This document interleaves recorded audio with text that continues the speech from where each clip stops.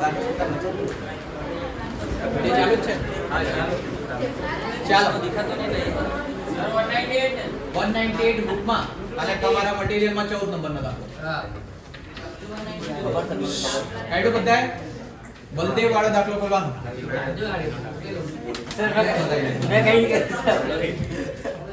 થોડુંક તો ચાખવા લેવા જેવું થોડુંક છે ચાખવા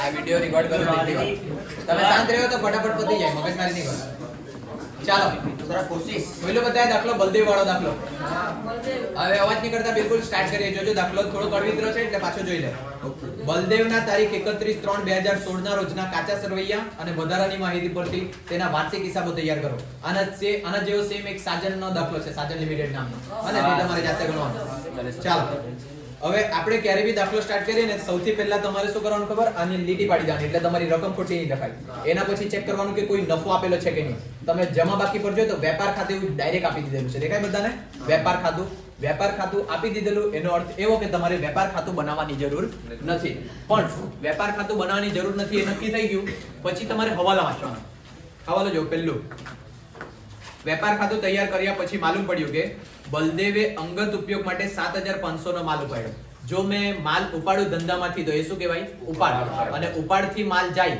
તો ક્યાં વાત કરે તમે ખરીદીમાં અને ખરીદી ક્યાં લખાય વેપાર ખાતું અત્યારે જ આપણે શું નક્કી કર્યું વેપાર ખાતું આપી દીધેલું છે તો વેપાર ખાતું બનાવવાનું નહીં પણ જો એને લગતો હવાલો આપી દીધેલો હોય તો તમારે સુધારેલું વેપાર ખાતું બનાવવાનું કયું વેપાર ખાતું સુધારેલું એટલે આને નામ આપી દેવાનું સુધારેલું વેપાર ખાતું ક્લિયર છે આટલું બધું હે ને ચાલો હવે એમાં વેપાર ખાતું કેટલા રૂપિયા આપી દીધેલું છે 5,70,000 કઈ બાકીમાં છે જમા બાકીમાં છે તો આમાં બી જમા બાકીમાં જ લખવાનું જેવું નામ આપેલું છે તેવું વેપાર ખાતું કેટલા 5,70,000 બરાબર લખ્યું કે 5,70,000 આટલું ક્લિયર બધાને શું નવું છે બસ આટલું જ હવે આપણે ડાયરેક્ટ હવાલાથી સ્ટાર્ટ કરીએ હવાલો નંબર 1 વેપાર ખાતું તૈયાર કર્યા પછી માલુમ પડ્યું કે બલદેવે અંગત ઉપયોગ માટે 7,500 નો માલ ઉપાડ્યો ચાલો અંગત ઉપયોગ માટે માલ ઉપાડે એટલે શેમાંથી વાત કરીએ આપણે ખરીદીમાંથી વાત કરીએ અન્ય રીતે ગયેલ માલ પણ જ્યારે તમે સુધારેલું વેપાર ખાતું બનાવતા છે તો ખરીદી તો તમારા પાસે હોવાની જ નહીં અને તો અહીંયા સમજો અહીંયા લખું ખરીદી એમાંથી મેં બાદ કરું અન્ય રીતે ગયેલ માલ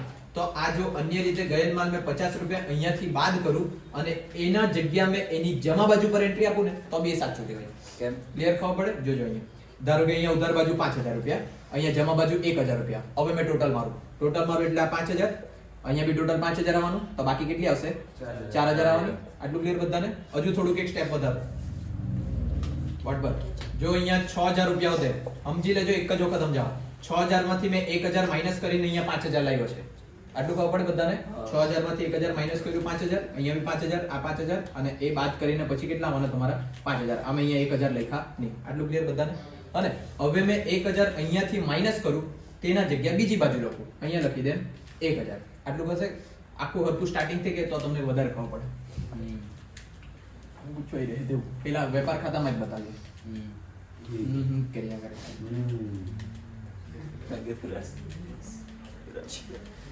રાહુલ દમણ મર્યાદા થઈ ગઈ ચાલ પાછું સ્ટાર્ટિંગ થી સમજો મેં તમને એમ કેમ ખરીદી તમારી 6,000 છે એટલે આ મેં લખી ખરીદી બરાબર એમાંથી તમે માઈનસ કર્યું ખરીદ પરત 1,000 રૂપિયા તો બહાર કેટલા રકમ આવે 5,000 એવું માની લો કે બીજું કોઈ રકમમાં 5,000 રૂપિયા તમારા 5,000 ની જગ્યાએ કોઈ બીજી રકમ લખે 10,000 આ 10,000 માં તમારું મજૂરી આવકમાં ગાળા ભાડું ને બધું આવી ગયું બરાબર અને આ બાજુ છે તમારું વેચાણ છે તમારું 5,000 રૂપિયા આટલું ક્લિયર આટલું બધાને હવે ટોટલ મારીએ તો આ 15,000 થવાના હા એ 15,000 પાછા અહીંયા લખીએ બાદ કરીને કેટલા આવી જશે 10,000 આટલું ક્લિયર આ તમે સાદું મારે દે હવે જો મેં તમને આ બદલી નાખું એમ કેમ ખરીદી 6,000 જ છે અને ખરીદ પરત 1,000 જ છે તો પહેલા મેં અહીંયા લખું ખરીદી 6,000 અને ખરીદ પરત અહીંયાથી માઈનસ કરવાની જગ્યા પેલી બાજુ લખું એટલે આ લખી દઉં અહીંયા ખરીદ પરત કેટલા રૂપિયા 1,000 હવે આપણે ટોટલ મારીએ તો 10 ને 6 કેટલા થવાના 16,000 અહીંયા બી લખીએ 16,000 માંથી આ 6,000 બાદ કરાય એટલે પાછા કેટલા આવશે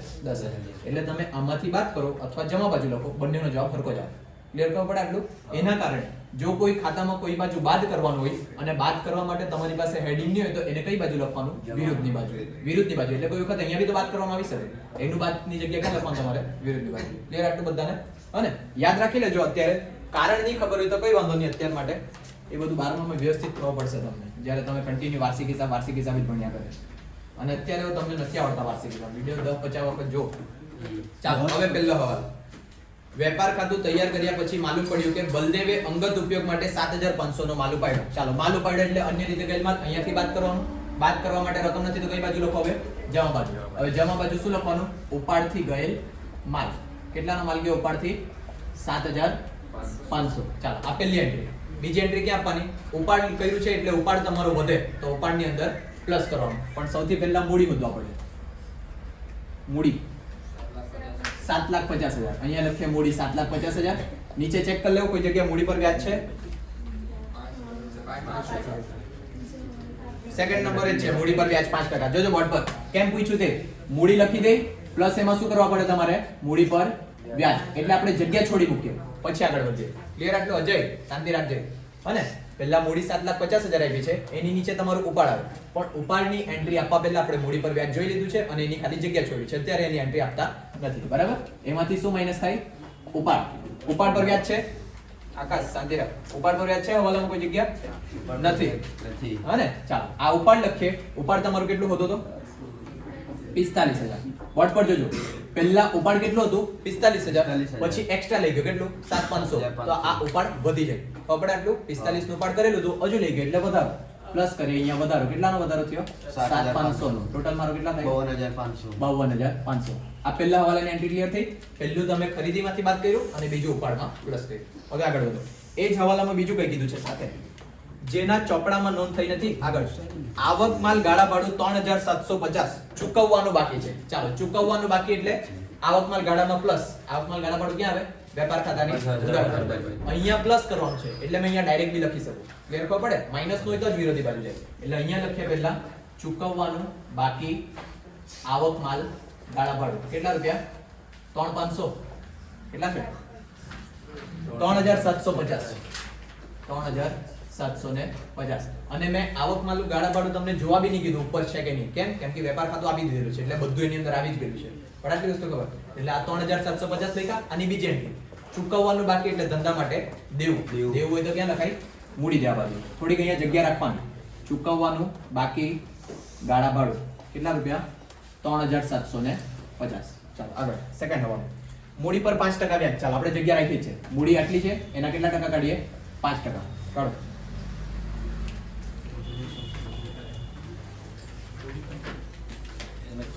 $3,500 બરાબર. પ્લસ કરો. ચાલો ફટાફટ ગાડી કેન્સલ. આવે એટલા 7,87,500. અને ચાલો મૂડી પર વ્યાજ નફા નુકસાનની કઈ બાજુ લખાય? ઉધાર બાજુ પર. એટલે એક લીટી છોડીને લખી દેવાનું મૂડી પર વ્યાજ. કેટલા રૂપિયા? 37,500. બીજું ઉપાડ પર વ્યાજ હોય તો કઈ બાજુ લખાય? જમા બાજુ. આ ગોકી જ રાખવાનું તમારે. આગળ વધીએ.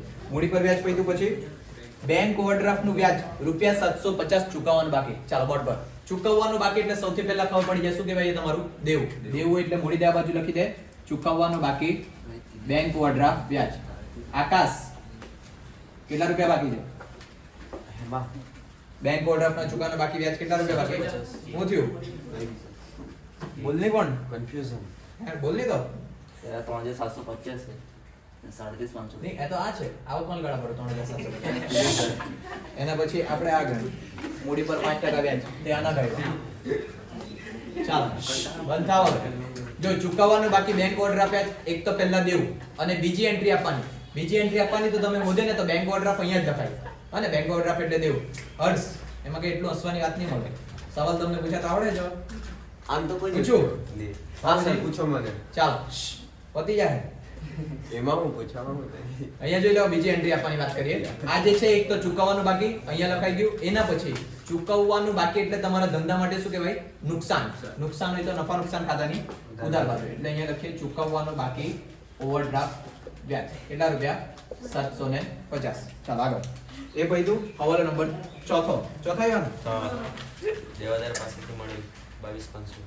દેવાદાર પાસેથી મળેલ 22,500 વેચાણ ખાતે જમા કરેલા છે જે વેપાર ખાતું બનાવ્યા પછી ધ્યાનમાં આવેલા છે. ચાલો પહેલા દેવાદાર શોધી દઉં.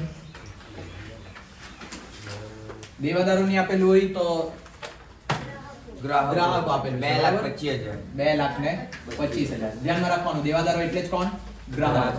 હવે આ 2,25,000 ના ગ્રાહકો હતા એમ કીધું. દેવાદારો પાસેથી કેટલા મળ્યા? 22,500. દેવાદારો પાસેથી જો મને પૈસા મળે તો દેવાદાર ઓછા થઈ જાય. ખબર પડે આટલું બધાને? એટલે પહેલા માઇનસ કરી દે મળેલ રોકડા. કેટલા રૂપિયા મળ્યા? 22,500. 22,500. આ તો ખાલી લખી દો મળેલ રકમ તો બી ચાલે. કેટલા? 22,500 માઇનસ કરીને 20,250. Yes. 500 20,500. હા નિયર. નહીં સર, 21,000. 2,25,000 આટલા. હા ને ચાલો અહીંયા સમજો પાછો એક વખત. દેવાદારો આટલા ના હતા, તે લોકો પાસેથી પૈસા મળ્યા એટલે એટલા દેવાદારો ઓછા થઈ ગયા. અને આ જે પૈસા ઓછા થઈ ગયા ને તે વેચાણમાં એ લોકોએ લખેલા હતા. એટલે કે વેચાણ, આપણે અહીંયા વેચાણ કયું લખીએ? હંમેશા ઉધાર વેચાણ લખીએ. તો તમારે પૈસા લેવાના હોય. બરાબર જો વેચાણ ધારો કે 5 લાખ રૂપિયા લખ્યું હશે, આકાશ ઉપર જોવાનું અહીંયા. વેચાણ ધારો કે 5 લાખ રૂપિયા લખ્યું છે ને, જે રોકડેથી વેચાણ આવે ને તે આની અંદર નહીં લખાય. આની અંદર કયા લખાય? ખાલી ઉધાર વેચાણ લખાતા છે. હને હવે આગળ જાય ને તો બધું છૂટું ને એવું પાડવાનું આવે. અત્યાર માટે આવું તમારે ધ્યાનમાં રાખવાનું. આ વેચાણ 5 લાખ રૂપિયા, એની અંદર પેલા 22,500 સમાયેલા છે. આ 5 ની અંદર કયા છે? 22,500. એ મારે અહીંયાથી શું કરવા પડે? દૂર એટલે કે આનાથી માઈનસ. હને વેચાણ કઈ બાજુ લખાય? વેપાર ખાતાની જમા બાજુ. હવે અહીંયા વેચાણ નથી, અહીંયાથી માઈનસ કરવા માટે મેં કઈ બાજુ લખી શકું? ઉધાર બાજુ. એટલે ઉધાર બાજુ લખીએ દેવાદારો પાસેથી મળેલ રકમ. કેટલા રૂપિયા મળી? 22,500. દેવાદારો પાસેથી મળેલ રકમ. આ એન્ટ્રી પાછો એક વખત જોઈ લો. તમને દેવાદારો પાસેથી પૈસા મળે એટલે દેવાદાર તમારા ઓછા થઈ જાય. આ તો સાદી સિમ્પલ ખબર પડી જાય. હવે આ મળેલા પૈસા, દેવાદારો પાસેથી પૈસા મળી જાય ને તો એ તમારું રોકડ વેચાણ કહેવાય. અને એ રોકડ વેચાણ તમે અહીંયા ઉધાર વેચાણની અંદર નહીં બતાવી શકે, પણ એની અંદર જમા કરી દીધેલું છે. એની અંદર જમા કર્યું છે તો એમાંથી ઉધાર કરી દો. એટલે એમાંથી શું કરી દો? માઈનસ. હવે અહીંયા માઈનસ કરવા માટે રકમ નથી એટલે મેં કઈ બાજુ લખી? વિરુદ્ધની બાજુ. ક્લિયર આટલી એન્ટ્રી? ચાલો આગળ. હવાલો નંબર 5. કાયમી મિલકતો પર 10% લેખી ઘસારો. હવે આ દાખલો ગણ્યો છે, વાંચ્યો હોય તો ખબર પડે. હવાલો નંબર 8 બી જો કાયમી મિલકતો પર જ છે. દેખાય? કાયમી મિલકત પર 10% ઘસારો બી કાઢવાનો છે અને 8મો હવાલો બી આવ્યો છે. તો બંને હવાલો સાથે ધ્યાનમાં રાખીને કરવા પડે. ચાલો તો અહીંયા જોજો બોર્ડ પર ગણતરી કરીએ કાયમી મિલકતોની.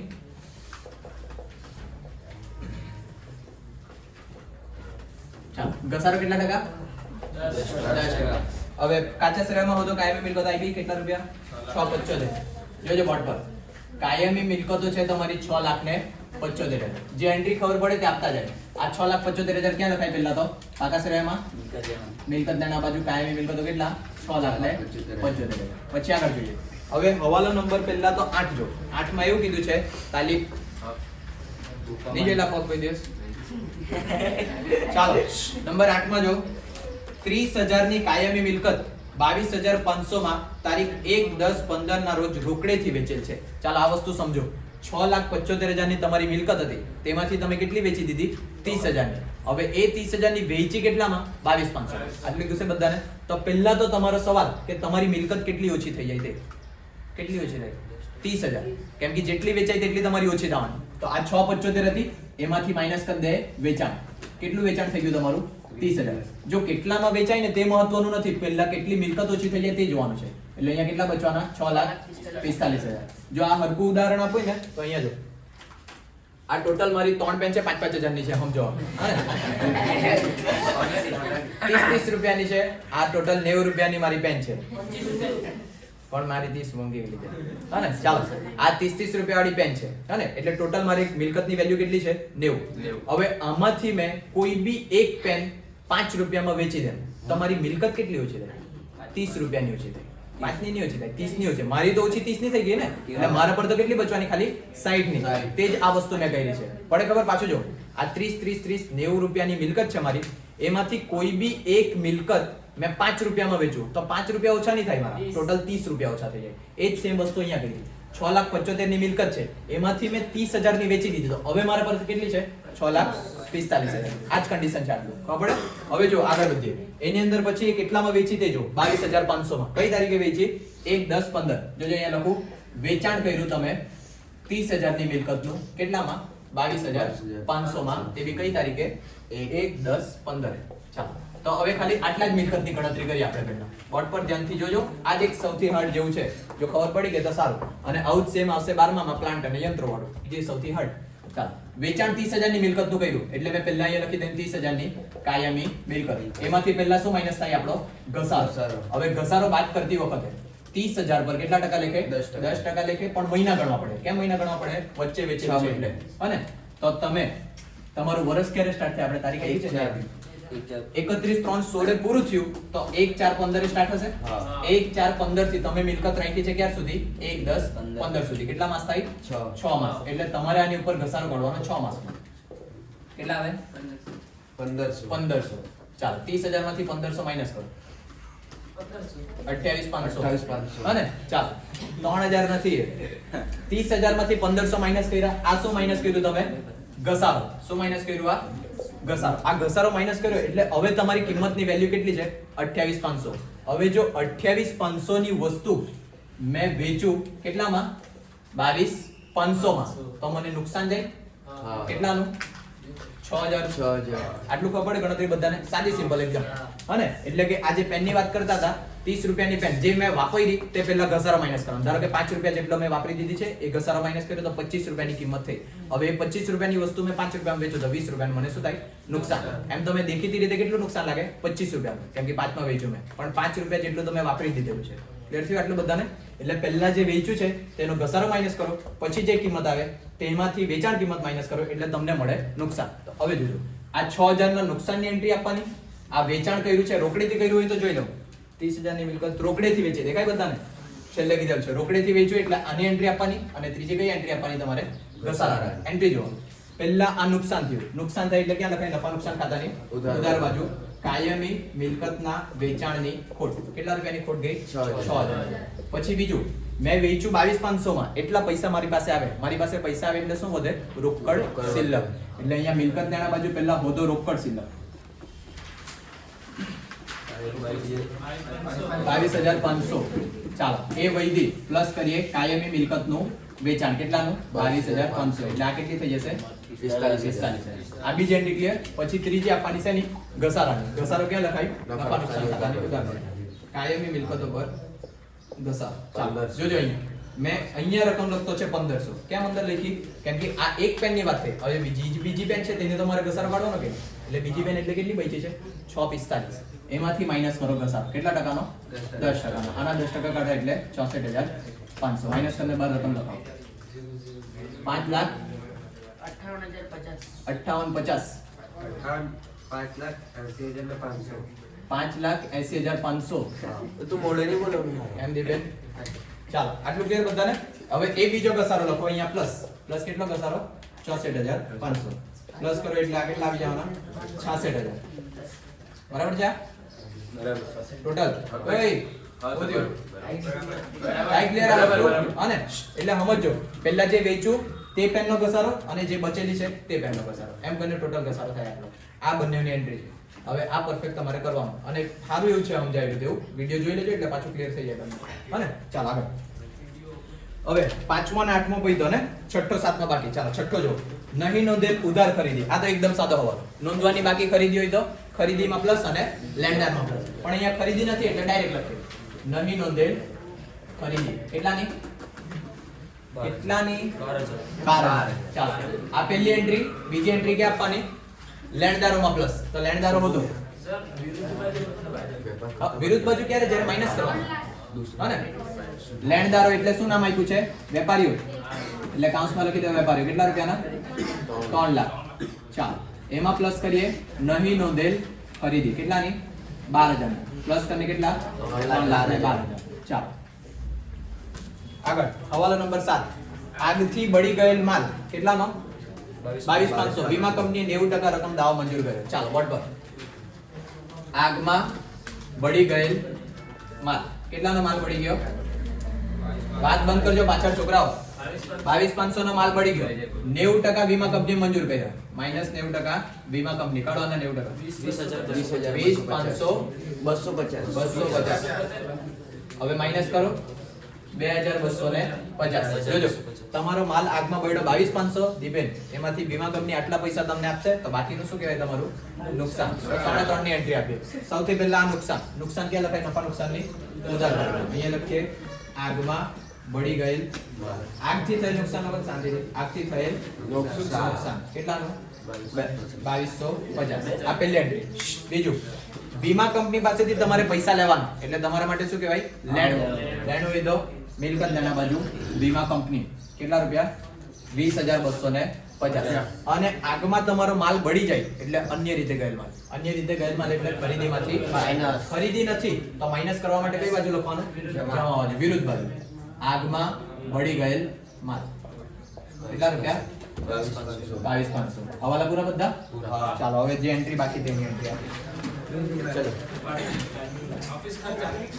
ચાલો ક્યાં છે ઓફિસ ખર્ચા ક્યાં લખું હવે જોજો બીજી વસ્તુ એક હજુ વસ્તુ એલી થઈ ગઈ વેપાર ખાતાનો જવાબ આપ્યો તો એના તો કોઈ ખર્ચા જ નહીં આવે બધા ખર્ચા આની અંદર જ જાય ક્લિયર ખબર પડે આટલી વસ્તુ દીપેન ટાઈમ પાસ નહીં કરો ચાલો ઓફિસ ખર્ચા લખીએ કેટલા રૂપિયા 82500 પછી ભાડું બી અહીંયા લખીએ ડેમેટ શાંતિથી 22500 પછી વીમો 45000 પછી પગાર અને મજૂરી 3,75,000 પછી ગ્રાહકો આવી ગયા લેણી હુંડી ક્યાં લખાશે મિલકત લેણા બાજુ અહીંયા લખીએ લેણી હુંડી કેટલા રૂપિયા 22500 પછી વટાવ એટલે અહીંયા લખીએ કયો વટાવ આપેલ વટાવ કેટલા 7,500 પછી અગાઉથી ચૂકવેલ વીમો એટલે લેણું હોય તો મિલકત લેણા બાજુ અગાઉથી ચૂકવેલ વીમો 3,750 હવે વાત આવી આકર્ષક ચાલો બે જગ્યા છે નફા નુકસાન ની ઉધાર બાજુ ને નફા નુકસાન ની ઉધાર બાજુ ક્યારે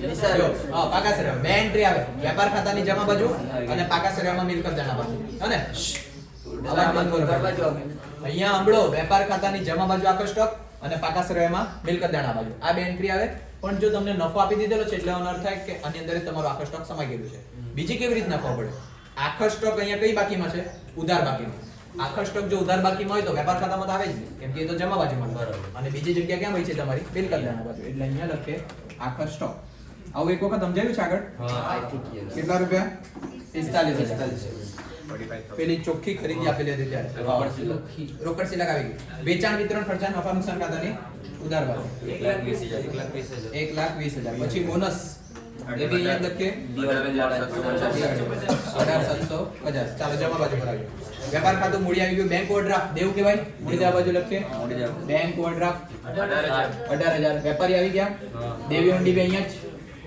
3,500 ગાલખાદ અનામત એના માટે નિયમ કીધેલો કે બાકી જો તમારા હવાલાની અંદર ગાલખાદને લગતો હવાલો નહીં આપે તો ગાલખાદ અનામત જો કાચા સરવાળામાં આપી હોય તો તેને તમે બે રીતે દર્શાવી શકો એક દેવાદારમાંથી માઈનસ અને બીજું મૂડી દેવા બાજુ બેમાંથી કોઈ બી એક એન્ટ્રી અને તમારા સ્કૂલમાં મતલબ કે તમારી બુક પ્રમાણે અત્યારે ખાલી તમારા માટે માન્ય છે દેવાદારમાંથી વાત કરે તો એટલે અત્યારે મેં એક જ રાખું ગુચવાડો ઉભો નહીં કરું અને જ્યારે 12મામાં હોય ત્યારે આ કાયદો પાછો કહેવાય યાદ કરવાનો ત્યારે હે ને સાંભળી લો છેલ્લી વખત જો તમારા હવાલાની અંદર ગાલખાદને લગતો હવાલો નહીં આપેલો હોય અને કાચા સરવૈયાની અંદર ખાલી ગાલખાદ અનામત આપેલો હોય તો ત્યારે તમારે શું કરવાનું દેવાદારોમાંથી માઈનસ અને એમ બીજી એન્ટ્રી તમે મૂડી દેવા બાજુ પર આપી શકે પણ નહીં આપવાના માઈનસ કરી અહીંયા ગાલખાદ અનામત કઈ કાચા સરવૈયા કેટલા રૂપિયા 21,000 આ માઈનસ કરો ને ફાઇનલ રકમ લખાવો વટા બાકી આ તો લખાવો 1 લાખ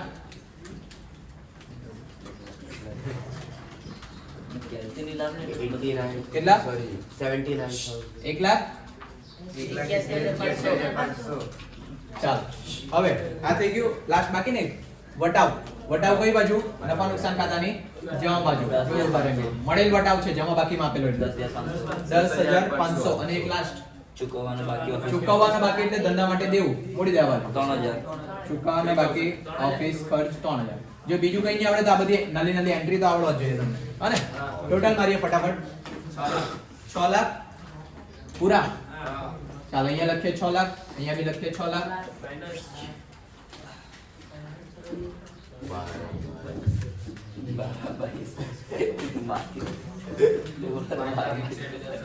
5,61,750 હવે બટ પર એક હજુ હશે સુધારેલું વેપાર ખાતું બનાવ્યું આકાશ તો આ જે નફો મળે ને તેને કહેવાય સુધારેલો કાચો નફો શું કહેવાશે સુધારેલો કાચો નફો ચાલો એ જ પૈસા અહીંયા લખીએ સુધારેલો કાચો નફો એક જ મિનિટ 5,61,750 ટોટલ મારીને આવશે 5,61,750 72,250.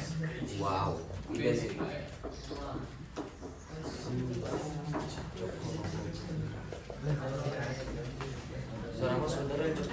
નહીં આવે. કેમ કે આ તો નફા નુકસાન ખાતું આપણે બનાવ્યું. આ સુધારેલું વેપાર ખાતું બનાવ્યું. જેની પાસે કેટલા આવે માઇનસ કરને? બધાના હાથમાં કેલ્ક્યુલેટર તમે જવાબ કોઈના હાથમાં નહીં આવશે. જાઓ ખાલી અમારા બસ તું ફિલોસોફર બની જાય એટલે બધા જિંદગી ભરવા જિંદગી પર હા સર એ તો એમ જ છે કાહે આ ગરીબો કેલ્સી નહીં મળે? સર યાદ દરિયા આવે. કેસી માંગી પછી એટલે તમે પૈસા વાળા એટલે કેલ્ક્યુલેટર આપણે વાલીને કેમ એટલે દાન કરે? એ સર વાલીને શું કામ કરો વાલીને વચ્ચે તમે લાવે ગરીબ છે? કોણ?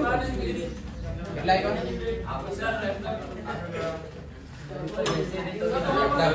લોડિંગ પર પ્રોસેસિંગ થતું છે સર આ બાજુ ખોટ આવી. આઈ થિંક ધીસ કેટલો ટોટલ વધારે? કેટલા ટોટલ કેટલો આવ્યો અહીંયા? હા કઈ વાંધો નહીં. આ બાજુ ટોટલ કેટલો આવે તે કેવું ને? તો માઈનસમાં કેટલા પ્લસ કેવા છે કઈ ના આવે. ટોટલ ઉધાર બાજુ વધારે. બસ બસ બસ. 7,82,750 માઇનસ કરે એટલે ચોખ્ખી ખોટ મળે. 2,11,500. ચાલો વટ પર પહેલી વખત દાખલામાં ખોટ આવી છે અને સાંભળજો હવે જ્યારે તમે દાખલો ગણે ને તે ટાઈમે તમારે હંમેશા પેન્સિલથી ટોટલ મારવાનું એટલે કોઈ વખત નફો ખોટ આવી શકે. અને બીજી વસ્તુ એમ કેમ ને તમારા દાખલા કોપી ટુ કોપી મૂકે એટલે જ્યારે તમને આ સુધારેલું વેપાર ખાતું આવીને એટલે ત્યારે તરત ખબર પડી જાય કે આમાં ખોટે જવાનું છે. કેમ કે તમારા બુકના દાખલા તમારા બેઠા મૂકતા છે. ત્યારે ખબર પડે આટલી વસ્તુ.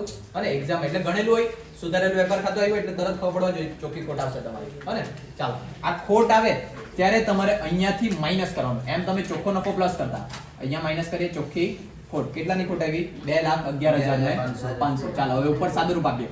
આ મૂડી તમારી આટલી એમાંથી માઈનસ કરો ઉપાડ 52,500 એટલે 7,35,000. બરાબર કે?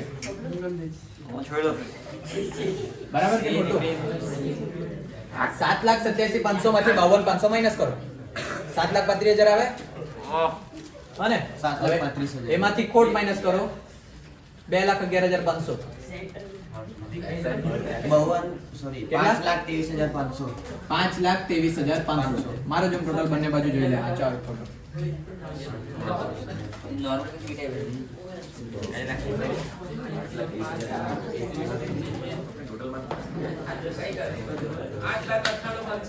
8,98,500 બંને બાજુ.